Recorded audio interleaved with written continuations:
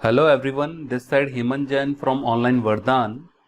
आज मैं आपको एक बहुत इंपॉर्टेंट न्यूज़ और एक गुड न्यूज़ बताना चाह रहा हूं कि ओडिशा पब्लिक सर्विस कमीशन ने कल ही अपनी वैकेंसीज नोटिफाई की है।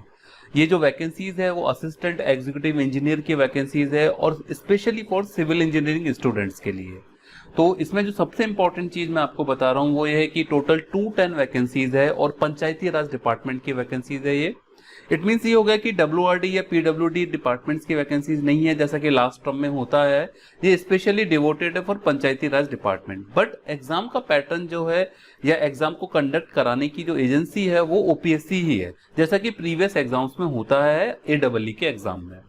ओके, एंड जो सेकंड इंपॉर्टेंट चीज ये है कि इसमें अभी जो एप्लीकेशन है वो अभी स्टार्ट नहीं हुए। एप्लीकेशन फॉर्म 26 अगस्त से स्टार्ट होंगे जो कि लास्ट होगा 25 सितंबर, यानी आपको इनफ टाइम मिलेगा। और इसके लिए जो लिंक दिया हुआ है वो है opsc.gov.in। तो ये सारी इंफॉर्मेशन है जो ओपीएससी के नोटिफिकेशन के अंदर भी अवेलेबल है, आप वहां से भी इस चीज को देख सकते हैं। बट अपार्ट दिस जो इंपॉर्टेंट चीज मैं आज इस वीडियो के साथ आपके साथ शेयर करूंगा वो सबसे पहली चीज तो यह है कि लास्ट टर्म जो ओपीएससी के 2019 में या 2015 के अंदर वैकेंसीज नोटिफाई हुई थी एडब्ल्यूई की, उन वैकेंसीज में एग्जाम का पैटर्न क्या था, किस तरह से सिलेक्शंस हुए थे, किस तरह के क्वेश्चंस आए थे और उससे हम आज की डेट में क्या कंक्लूजन निकाल सकते हैं कि इस बार पेपर किस तरीके का आएगा। राइट, इस बार जो सिलेबस है उसमें क्या चेंजेस है ना, ये सारी चीजें हम यहाँ पे समझेंगे इस वीडियो के माध्यम से, है ना, कि what is the difference between last term and this term in exam structure. ठीक है, सो सबसे पहले मैं बात करूंगा previous conducted exam by OPSC. The first exam last time यानी ओपीएससी 2019। देखिए ओपीएससी 2019 में total vacancies there were 386 vacancies, जिसमें सिविल की मेजोरिटी वैकेंसीज थी 353 वैकेंसीज। एप्लीकेशन 7 जून को स्टार्ट हुई थी और एग्जाम डेट 15 दिसंबर। इट मींस ये है कि हमको 5 से 6 महीने मिले थे और मैं इस चीज से ये कंक्लूड कर सकता हूं कि इस बार भी हमको एटलीस्ट 5 से 6 महीने मिलेंगे। कोविड सिचुएशन है तो इट में भी पॉसिबल कि हमको थोड़ा ज्यादा टाइम मिले। सो अगर अगस्त में फॉर्म स्टार्ट हो रहे तो ये आप मान के चलिए कि एग्जाम जनवरी से पहले नहीं होगा, यानी जनवरी 2021। Okay, so we have enough time for preparation. Last time यानी 2019 के अंदर जो पैटर्न था टोटल 400 मार्क्स का एग्जाम हुआ था, जिसमें सिविल के 2 पेपर आए थे 180 मार्क्स के, 180 क्वेश्चंस आए थे, 180 मार्क्स के थे। ठीक है, एंड 40 मार्क्स का इंटरव्यू होता। तो टोटल पेपर टेक्निकल था, है ना, कोई भी नॉन टेक्निकल चीजें नहीं थी। तो ये एक अच्छी भी बात है इंजीनियरिंग बैकग्राउंड स्टूडेंट्स के लिए।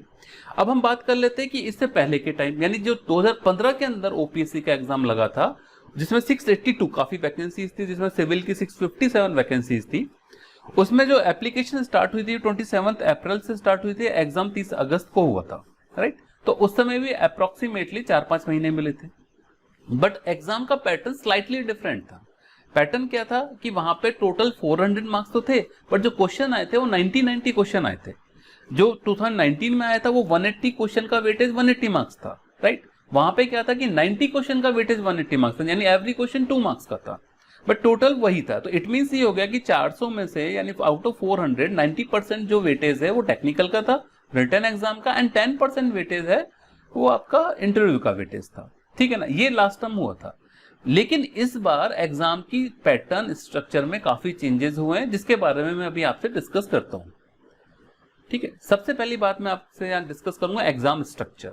पहले क्या होता था ओपीएससी के अंदर कि एक सिंगल रिटन एग्जाम होता था, देन इंटरव्यू होता था एंड फाइनल पोस्टिंग मिलती थी। अभी क्या सिस्टम चेंज कर दिया है कि अभी प्रीलिम्स होगा, देन प्रीलिम्स में जो लोग क्वालिफाई होंगे उनके लिए मेंस एग्जाम होगा और मेंस में जो क्वालिफाई होंगे उनके लिए इंटरव्यू होगा।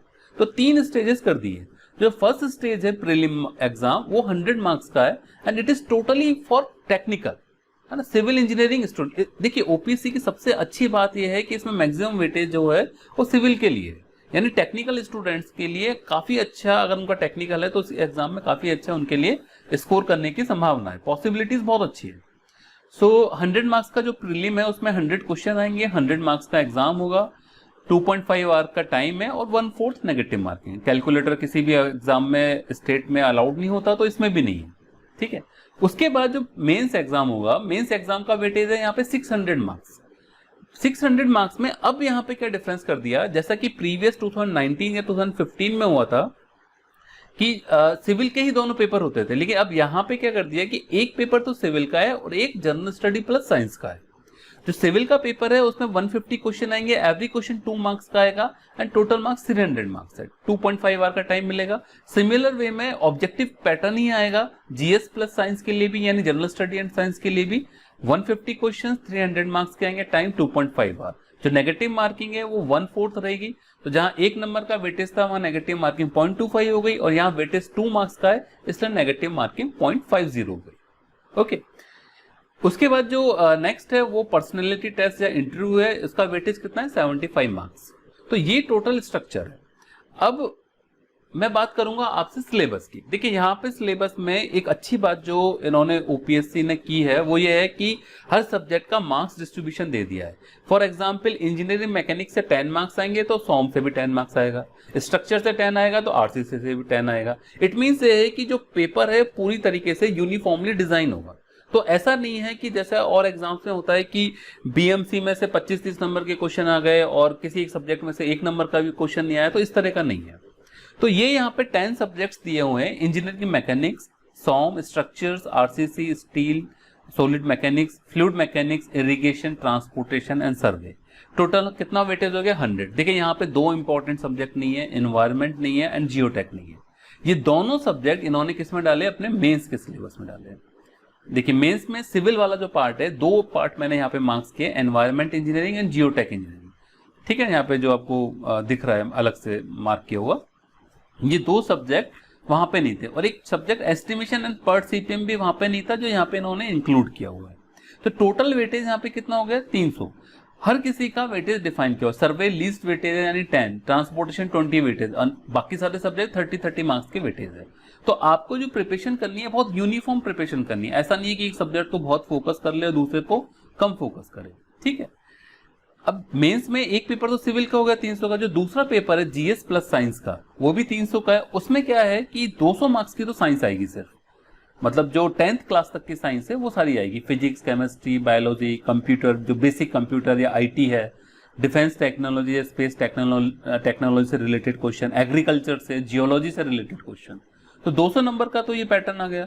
फिर उसके बाद Indian history 20 marks, Indian culture 20 marks, Indian geography 20 marks, polity 20 marks, Indian economy 10 marks and Indian world relationship के ऊपर जो क्वेश्चन है वो 10 मार्क्स। तो ये 300 नंबर की टोटल जीएस प्लस साइंस हो गई। तो जो लास्ट ईयर के पैटर्न्स थे उसमें सिर्फ टेक्निकल को फोकस किया गया था, इसमें इस बार मेंस के अंदर टेक्निकल प्लस नॉन टेक्निकल का पार्ट है और मेजर पार्ट है।